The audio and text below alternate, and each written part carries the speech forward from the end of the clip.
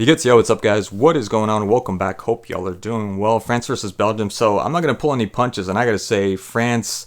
I don't think they've had a good game, man. I know towards the end, this could have ended up, if anything, it could have ended up a 4-0 for France, but in the beginning, that should have been a 2-3-0 for Belgium. In the early stages, like the 15, 20 minutes of the first half, the opportunities that Belgium had, they should have scored, man. They should have. I didn't know that they hadn't beaten France since 2015, and this was their chance. This game was their chance to be able to beat France. Absolutely, absolutely. And I'm pretty disappointed too because this should have gone to France. I mean, sorry, this should have gone to Belgium. France had no opportunity. They were playing so bad at the beginning. Even your N'Golo Kante, which is the most consistent and such a legendary player, looked lost. He looked nervous. Like he hadn't been playing in a long time. In the midfield, he just didn't know what to do with the ball and ended up misplacing and passing it to the opposition. So it was bad. It was bad going.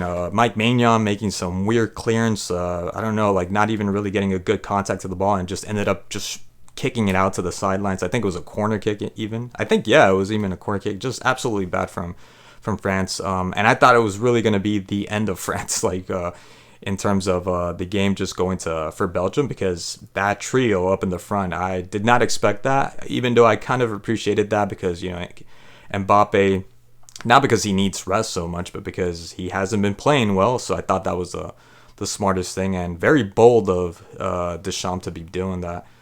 Putting N'Golo Kante, Dembele, and what's his name, who I don't think should be calling anymore to the French team, Thuram.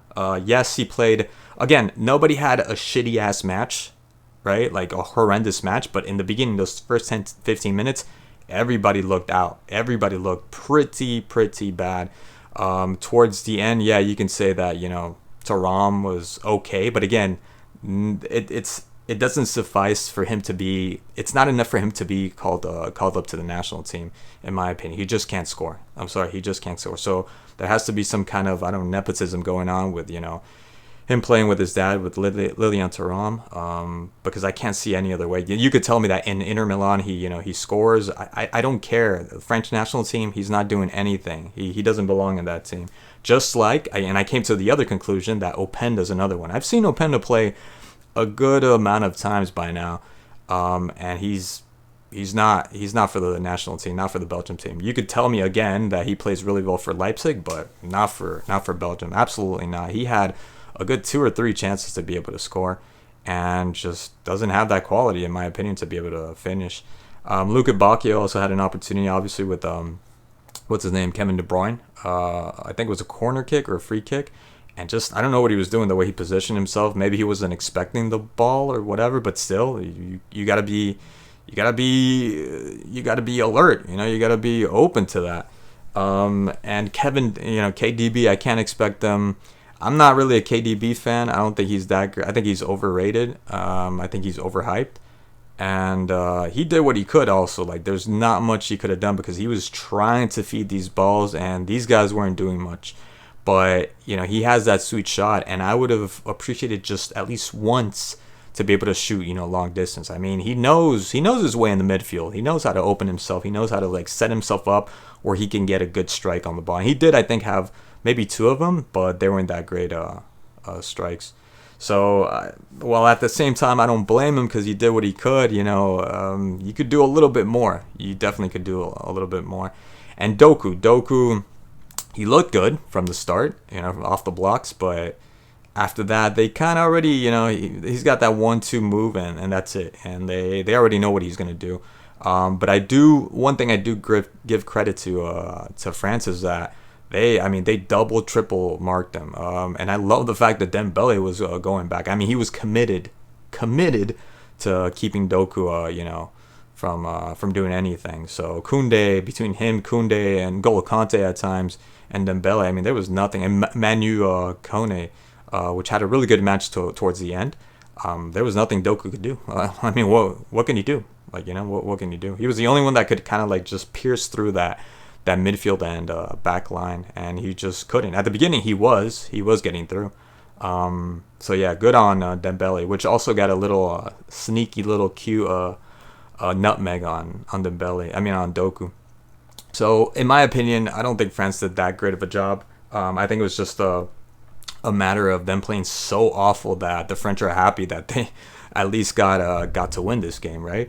Yeah, there was that collective effort also that you could appreciate because everybody started playing better towards the end. But I'm telling you, had Belgium, I think, scored those 2-3 goals that they could have easily have scored in the beginning, this would have probably been a different match. And I don't think maybe N'Golo Kante, but I don't think anybody else would have had the match that they had. Like Manu Kone, I don't think he would have had that match.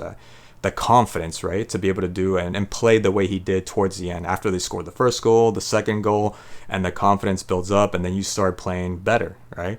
Because even Gunduzi, which I was surprised he's being called to the national team, had two opportunities. The second one, which I can't blame him, it's a difficult ball to control, also had a chance, but he lost some balls. He was good also recovering the balls that he lost. And just like a bulldog, just like going everywhere. So I guess I give him credit for that, for the effort that he was running around and he was trying his best. Nobody was lazy for the French team, but they could have done better. Like they should have done better. And then Mbappe coming in, that was nice to see him come in. He had also a good number of opportunities. What I don't like again about Mbappe, he's just so nonchalant. He's like trying too hard to seem like it comes easy to him, and because that's what happens when you see a Messi, a Neymar, Cristiano Ronaldo, any great player, Zidane, but he's just trying way too hard to seem unaffected and unfazed. Even his passing, he seems like he's playing a charity match, right? So I don't know. You gotta like turn it up and try, put in effort. This is the French national team after all. And the chances that he had against the goalkeeper, I mean, maybe two of them or three, I think it was. And you got to score at least one of those, man. It's not like he had only one chance, Again, he didn't have a horrible game, like a horrific game, but yeah, it leaves a lot to be said from Mbappe, especially the player that everybody says he is. For me, Mbappe is just a sprinter that sometimes can finish. That's Mbappe pretty much for me. So yeah, it was and Bradley Barcola coming in as well. Didn't do that much. I think he had like 20, maybe half an hour of gameplay, and he did all right. I liked Olise also coming in. Also, seemed a little bit still shy. I know he's new to the team, so he gets that right. That's his excuse. But yeah, I don't know. I do prefer Barcola on the left side than Mbappe. I think he's doing a better job than Mbappe, and there's no reason to switch that, to change that up. Mbappe just got to bite that bullet and just play as a number 9, right? So yeah, that's it pretty much. Interesting match. Would have wished Belgium won. They should have won. I very disappointing, especially their back. Man, that defense was just, yeah, shambles. It just looked pretty weak. But yeah, there you go. France won, and hopefully this helps them out. I think they're in second place in the Nations League. But yeah, hopefully they wake up. I think this is just something that they got to get used to, or people, anybody that's a fan of the French national team, you just got to get used to this is their game plan. They're past that prime. I think they're still a great team, and anything could happen with this team. And I like that. I like that Spain, this year just surprised everybody as being like a top contender, and they might be on, on their way to the top, right? First, second place, one of the best teams in the world besides Argentina. Like I see them as right now probably the best team, the team that you want to compete against, right? If the World Cup was next year, I'd go for Spain. Like that's, my money's on Spain. I'm not going for Spain, but my money's on Spain. So yeah, anyways guys, thank you again so much for watching, and I'll catch you guys in the next one. Peace.